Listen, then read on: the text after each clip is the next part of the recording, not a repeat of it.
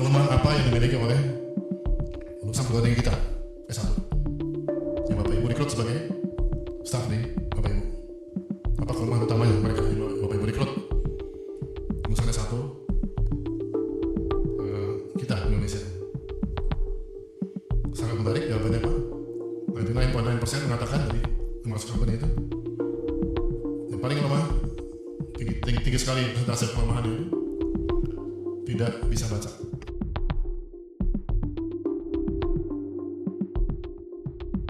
Halo, Assalamualaikum warahmatullahi wabarakatuh. Kembali lagi di channel Lab.com. Terima kasih sobat sudah hadir di video ini. Bagaimana kabarnya sobat?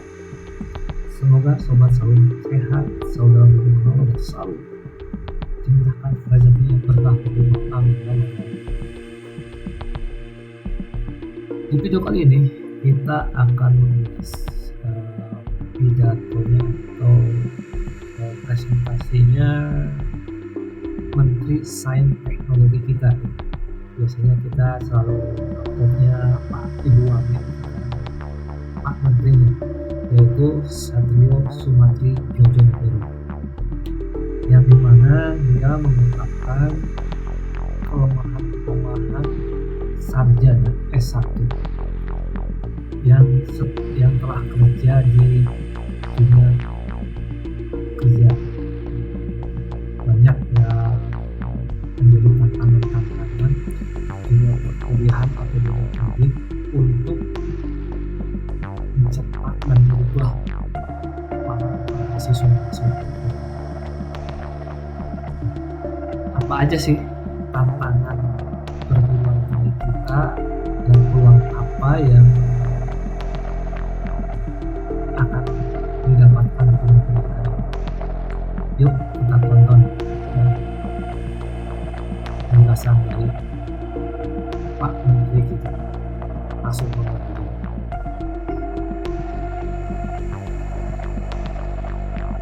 Assalamualaikum warahmatullahi wabarakatuh. Salam sejahtera, salam sehat untuk kita semua. Yang kami hormati Bapak Ari Sujutomo, terutama Metro TV. Kami hormati Bapak Ibu pimpinan perguruan tinggi yang hadir pada pertemuan siang hari ini. Kami hormati hadirin hadirat yang berbahagia. Perkenalkan kami menyampaikan beberapa pemikiran terkait dengan kolaborasi perguruan tinggi menuju Indonesia Emas tahun 2045, tantangan dan peluangnya.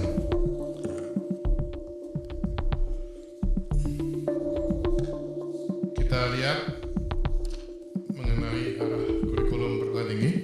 Lanjut. Data yang ada pada saat ini, kita mempunyai sistem pendidikan terbesar ketiga di Asia, terbesar keempat di dunia. Ukurannya belum capaiannya, tapi kita punya size yang luar biasa seperti ini. Pendidikan tinggi institusinya ada 4.366, di mana 24 hadir pada hari ini. Porsi PTN dan PTS negeri swasta, tentu swasta yang dominan. Pemerintah masih belum mampu untuk mendanai perguruan tinggi dalam skala yang lebih besar lagi. Dan kita populasinya cukup besar, 270 juta. Mahasiswa yang ada di Indonesia saat ini negeri swasta, semua jalur 9.441 dosen yang ada di sini, diantaranya total 378.999.000. Kemudian prodi yang ada sampai saat ini tercatat 32.592 studi. Dari sisi penetrasi internet, maka di Indonesia ini sudah mencapai 6,5%. Pengguna internet 165,3 juta, pengguna medsos 109 juta, pemilik gawai 126,8% dari populasi. Menarik, satu orang minimal punya 2 HP, makanya jumlahnya 2 kali hampir sama dari populasi. Tersebar di 11.000 pulau yang membentang wilayahnya dari barat ke timur itu 5.025 km. Apalagi dengan adanya kesepakatan deklarasi Juanda yang baru kita peringati beberapa hari lalu, wilayah kita luas sekali. Kita punya wilayah Indonesia itu bukan hanya antar pulau, tapi whole Indonesia, kepulauan satu wilayah tersebut. Lanjut, kita lihat sebelumnya, maaf. Baik, kita coba lihat data dari World Economic Forum tahun 2023-2024 tentang keresahan masyarakat global terhadap masa depan dunia. Yang pertama, 6% itu tentang extreme weather, 23% AI generated misinformation and disinformation. Yang ketiga adalah societal and or political polarization, 46%. Yang keempat, ini juga menarik, cost of living crisis, kita alami juga di sini. Dan yang kelima adalah cyber attacks, 39%. Dan dari segi risk kategori, ada kategori ekonomi, environmental, geopolitical, societal, technological. Nah, dari di bawahnya ini, in 2 years, itu yang paling tinggi keresahannya adalah misinformation and disinformation. In 10 years, yang paling tinggi keresahannya terkait dengan extreme weather events dan seterusnya. Kita bisa lihat seperti itu. Lanjut, tentang SDG. Tentu target 2045 sudah kita ketahui bersama bahwa ada megatrend dunia. Ada 17 SDG yang harus dicapai kalau kita ingin survive pada tahun 2045 dan seterusnya. Dan dari 17 ini barangkali kita juga masih banyak sekali PR yang panjang untuk mencapai capaian berlanjutan global tersebut. Lanjut, mungkin ini yang langsung terkait dengan teman-teman di program ini. Perihal adanya perubahan peluang kerja yang berubah sangat drastis. Dampak dari perkembangan teknologi yang pernah diunggah oleh McKinsey & Company. Information and the Future of Work in Indonesia. Job loss, jobs gain, job change.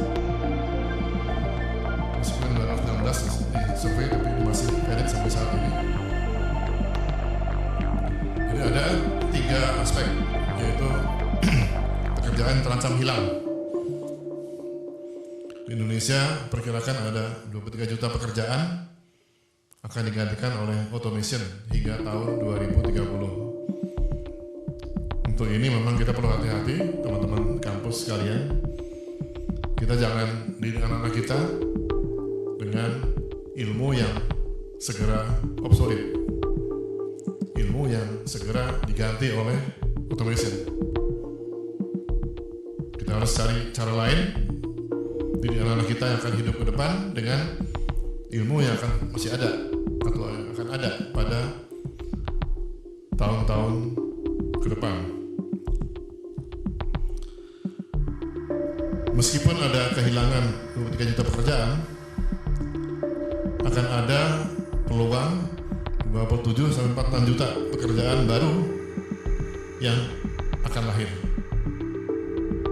Jadi sebetulnya nggak berkurang pekerjaan itu, hanya berubah. Nah, masalahnya adalah dari 10 juta yang ada yang baru ini adalah sesuatu yang belum pernah ada sebelumnya. Ini tantangan untuk kita semua, Bapak Ibu sekalian, terutama teman-teman di kampus. Ya, bagaimana kita bisa membelajarkan diri kita ilmu yang kita nggak tahu. Jadi saya sendiri misalnya, saya di ITB, teknik mesin ITB, tahun 2007 saya masuk ITB, kemudian saya lulus S1, lepas itu saya ke Amerika, master, dan 84 saya PhD di Berkeley. That means 40 tahun lalu ya, lulus sebagai PhD. Tua sekali ya. Artinya kalau saya sekarang ngajar di ITB untuk udah pensiun, dengan ilmu yang saya pakai, yang saya tahu zaman dulu, udah gak cocok. Anak bilang, Pak, apa itu Pak? Kita gak butuh itu, kita butuh yang for the future. Ada gap antara ilmu yang kita kuasai sekarang dengan harapan anak-anak di masa depan. Ada gap yang lumayan besar. Apalagi ada 10 juta pekerjaan yang kita belum tahu. Gimana kita ngajar yang kita nggak tahu?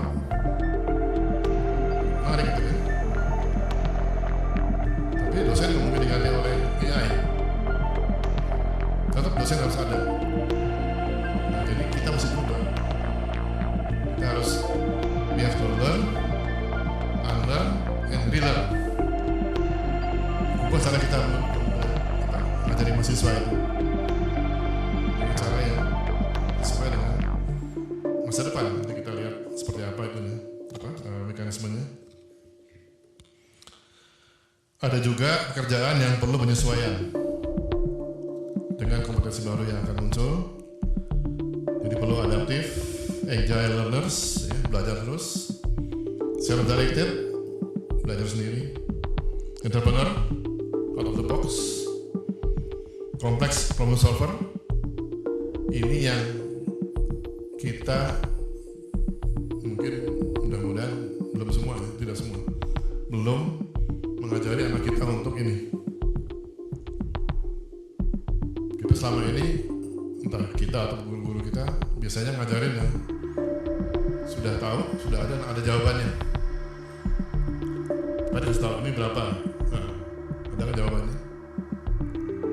Tinggal dihafal anak-anak, dihafal semua, pas ujian, ya terhafal, jawab, selesai. Kita nggak pernah kasih soal anak yang kita nggak tahu jawabannya. Karena kita menilai dengan skor, betul 10, salah 5, salah 0 misalnya. Dan anak nggak mikir untuk ini, solving complex problem. Kita mesti ajari sekarang di anak kita depan. Ya. Digital literasi sudah satu kewajiban saat ini. Multidisciplinary perlu. Bapak Ibu harus juga antar bidang harus saling komunikasi, interaksi, karena ilmu ke depan tidak ada yang sendirian bisa menyelesaikan masalah. Harus interdisiplin. And global citizenship, kita harus ikut dalam masyarakat global. Nah, untuk itu lanjut. Jadi kalau kita coba identifikasi apa-apa yang perlu kita siapkan karena kita ke depan supaya survive, kita mesti mikir buat mereka untuk sekarang. Ke depan itu mereka butuh seperti ini.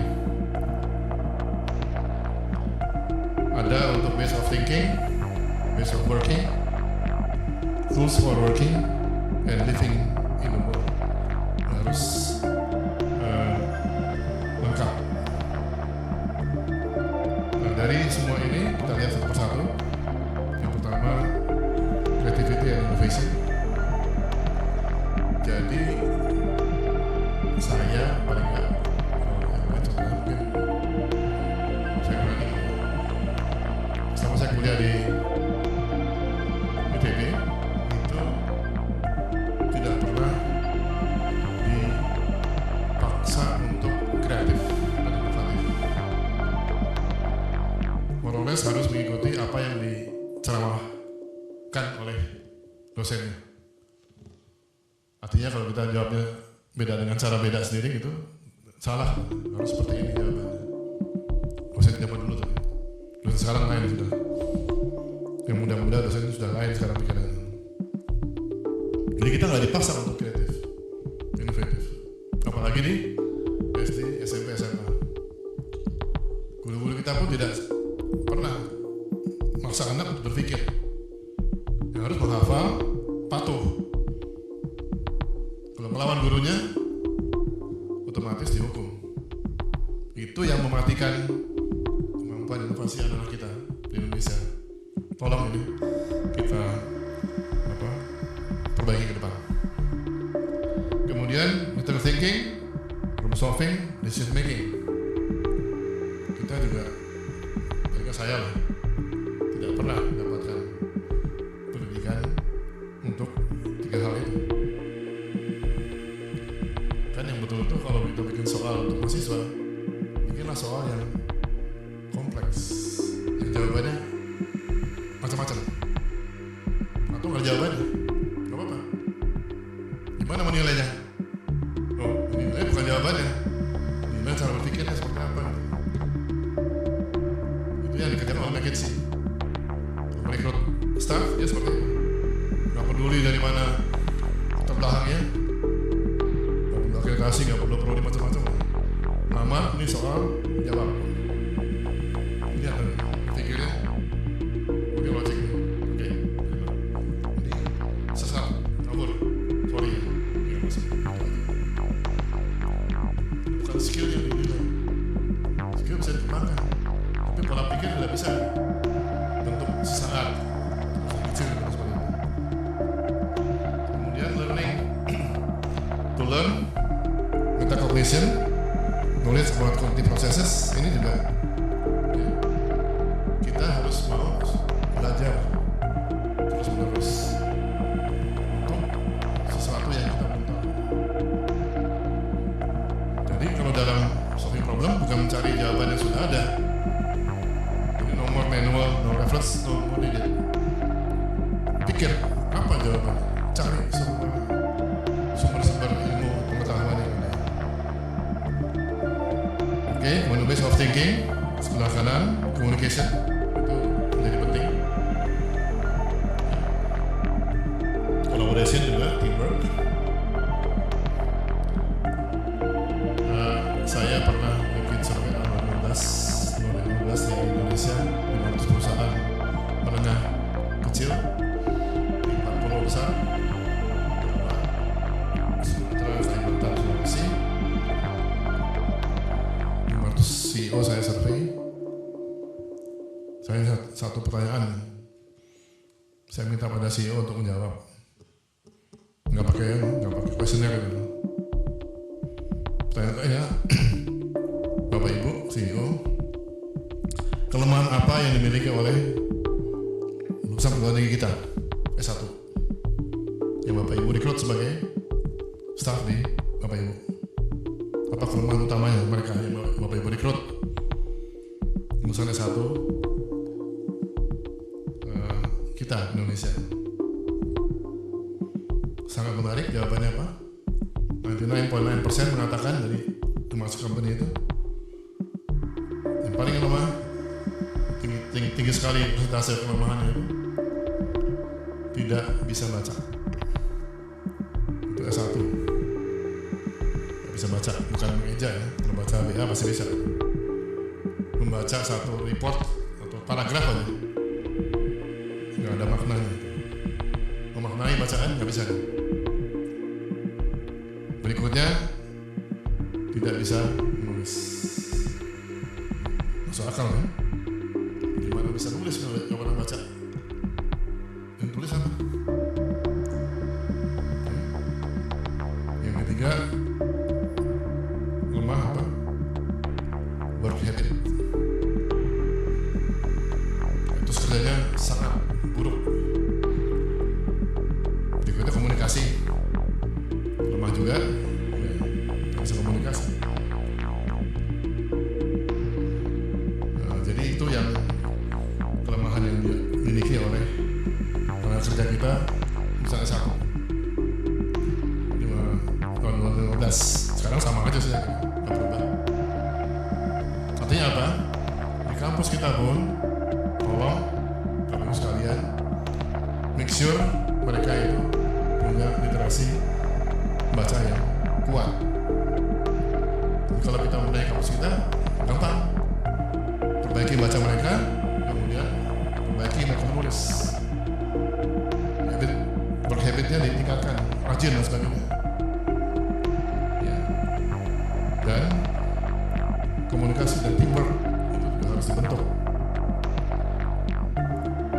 Jadi ada keluhan dari CEO itu mengatakan, iya Pak, saya punya staff itu kalau nggak suruh nggak kerja. Dikasih manualnya nih, ini ada. Kita nggak bisa baca apa aja.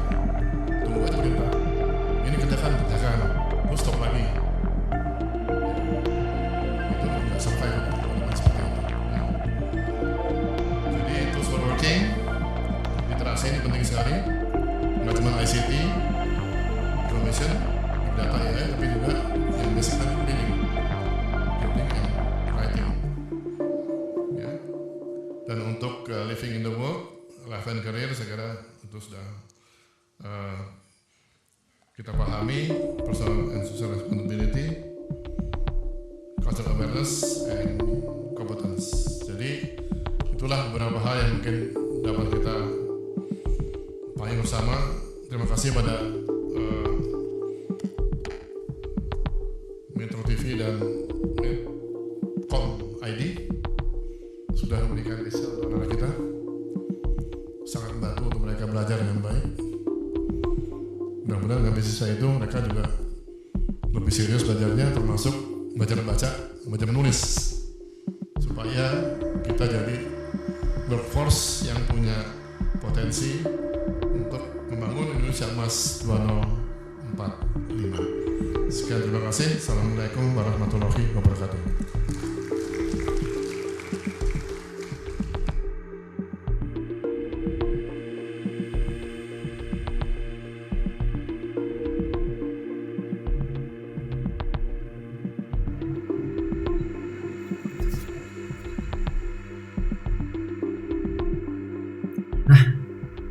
Itu sobat videonya dari Formatri. Jadi pendidikan kita itu emang benar-benar berat. Bahkan Pak Menteri menyebutkan hasil penelitian di 2015 di antara 500 para CEO atau pengusaha menanyakan apa kelemahan atau kekurangan seorang sarjana yang kerja di perusahaan bapak-bapak atau pengusaha tersebut.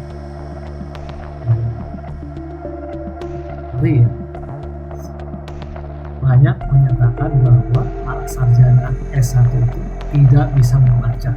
Nah ini yang menurutnya literasi pendidikan kita pantesan gampang terbuai dengan hoax, ada berita apa, maksudnya jadi apa, karena emang hasil penelitian 2015 ya, berarti kemarin 2015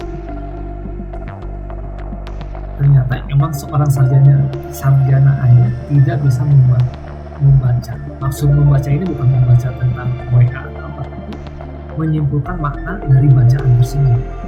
Jadi katanya kalau kerja itu sesuai by order, disuruh ini karena nggak tahu apa-apa ya udah nanti sesuai disuruhnya aja. Itu salah satunya tidak bisa membaca.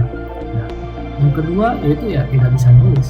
Ya mau menulis mempunyai makna apa, mau membaca aja kurang literasinya, itu kelemahan pendidikan kita. Dan ternyata seorang sarjana itu di dunia kerja ya tidak pandai komunikasi, bahkan dalam hidup kerja atau etos kerjanya kurang. Ya, apalagi untuk teamwork gitu, etos kerjanya kurang, apalagi untuk teamwork.